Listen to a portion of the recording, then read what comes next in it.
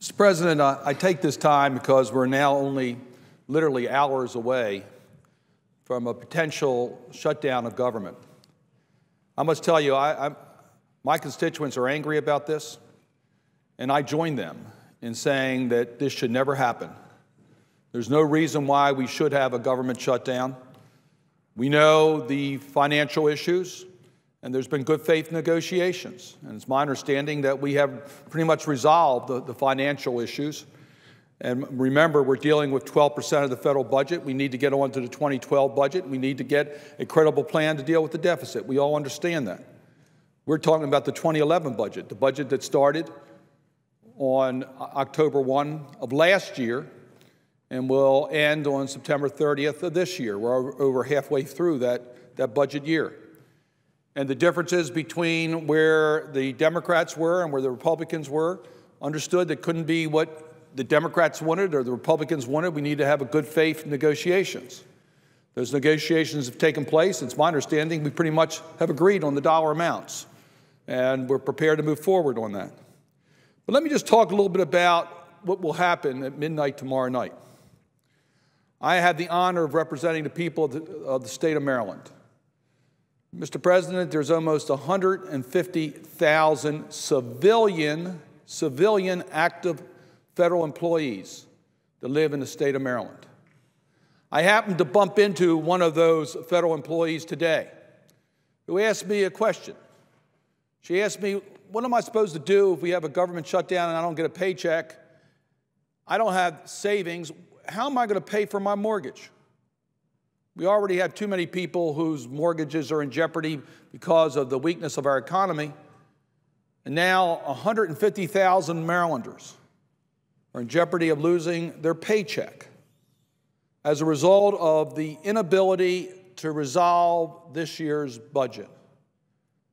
Now, I must tell you, I also happened to talk to the people who run our metro system here, and they told me that if we have a government shutdown, it will mean $1 million less in fare box policy every day because of the number of people who won't be taking the metro because they're not going to be going to work.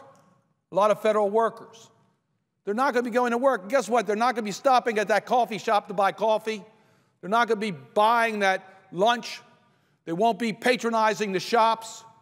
And it's going to hurt the small business owners who depend upon that business, depend upon the people who use their paychecks to do their cleaning or go to the different shops. It's going to hurt. It's going to hurt our economy. It's going to hurt innocent small business owners, just at a time that our economy is starting to recover. Now, we know, I give you another example. A person contacted me today, one of my constituents in Maryland, who happens to have an issue concerning the need for a passport to be issued. It needs to be issued rather quickly. And we're going to try to accommodate that person and get it done by tomorrow. But suppose that call would have come in next week after there's a government shutdown, and that person has travel plans that now may be disrupted because we can't issue that passport. And the list goes on and on and on of people who are going to be hurt as a result of a government shutdown. We know that a government shutdown will actually cost the taxpayers more money. A shutdown costs taxpayers money. More money than the differences in our negotiations in the last couple days will be lost.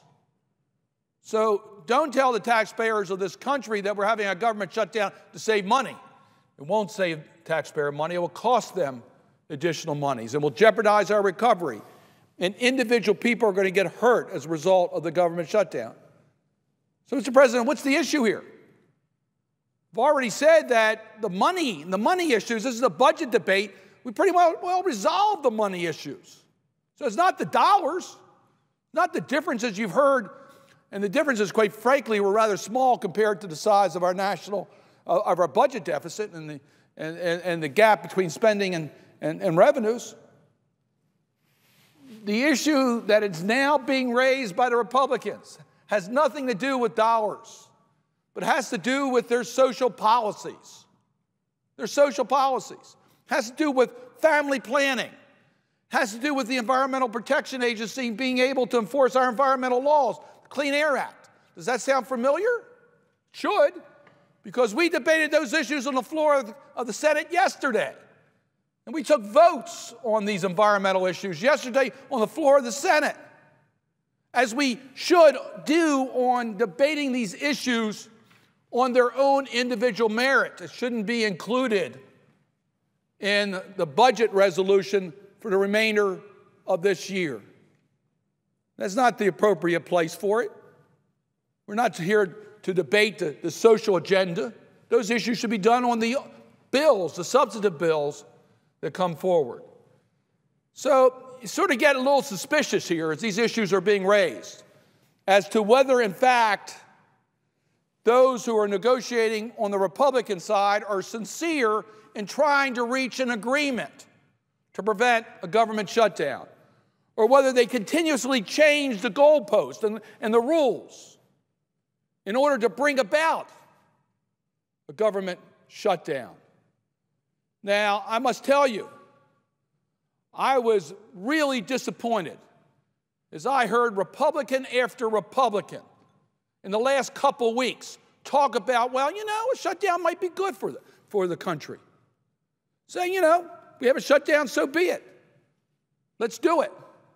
Even some Republicans calling for a shutdown. I understand there's a problem that the Speaker of the House has in dealing with the members of the Republican caucus who belong to the Tea Party, and they're insisting that he doesn't want to see any compromise.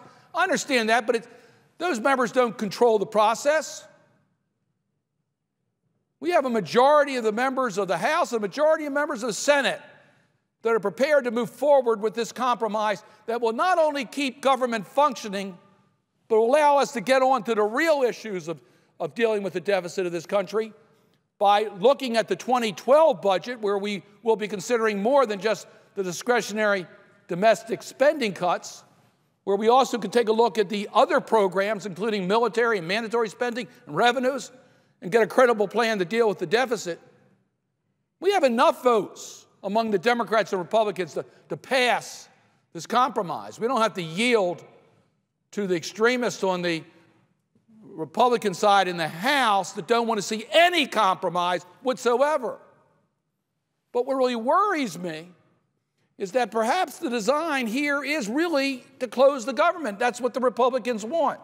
I know that Speaker Boehner got a standing ovation when he informed his caucus to begin preparing for a possible shutdown. So, Mr. President, these are serious issues. Like that Marylander who I talked to today, who may in fact lose her home if there's a government shutdown.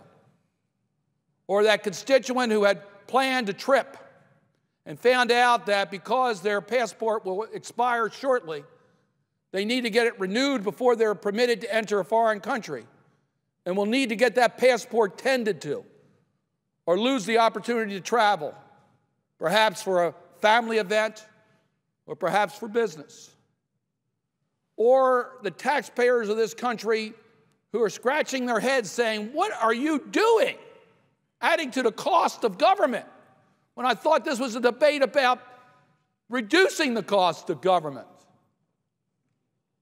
It's not about the dollars. If we have a shutdown of government, and I really hope we don't have a shutdown of government, but if we have a shutdown of government, it's not the dollar difference.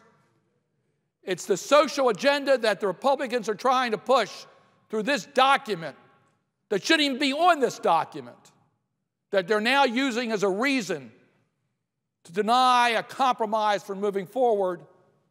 And it's the extreme elements within the Republican caucus that are saying, let's have a government shutdown, that would be getting their way. Mr. President, there's still time remaining. I hope that common sense will prevail.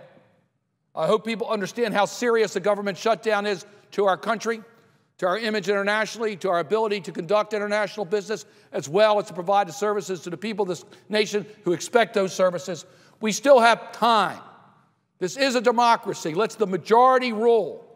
And I really do think we have the majority of Democrats and Republicans alike that want to bring this issue to conclusion, know that we have a good compromise done right now that compromises the differences between what the Democrats would want and what the Republicans would want. That's how the process should work. So, yes, I'm here representing the people of Maryland, including a large number that work for the federal government and a large number that depend upon those who work for the federal government and a large number who depend upon the services of the federal government to say, let's get this done, not yield to the few on the Republican side in the House. Let's get this job done for the people of Maryland and for the people of this nation.